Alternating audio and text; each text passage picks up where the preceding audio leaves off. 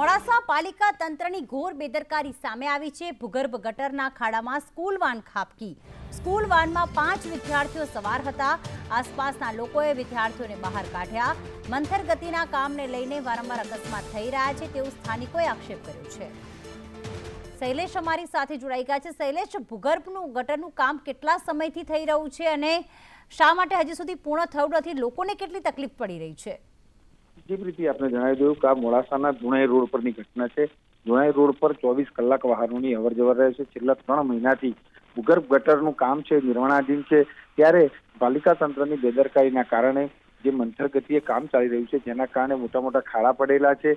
ત્યારે એક સ્કૂલવાન આજરોજ પસાર થતી હતી, એ સમયે અચાનક આ ખાડાની અંદર પાણી ભરેલું હતું, જેના કારણે સ્કૂલવાન ખાડામાં ખાબકી હતી। સ્કૂલવાનમાં 5 વિદ્યાર્થીઓ સવાર હતા, જોકે તાત્કાલિક આસપાસના લોકો દોડી આવ્યા અને વિદ્યાર્થીઓને બચાવ્યા હતા, પરંતુ આ નગરપાલિકા તંત્રની બેદરકારીના કારણે ભૂતકાળમાં પણ અસંખ્ય અકસ્માતો થયા છે। કેટલાય વાહન ચાલકો ખાડામાં ખાબક્યા છે। ત્યારે ઝડપથી આ કામ પૂર્ણ કરવામાં આવે એવી સ્થાનિક જનતાની માંગ રહેલી હતી। બિલકુલ, આભાર તમામ વિગતો માટે।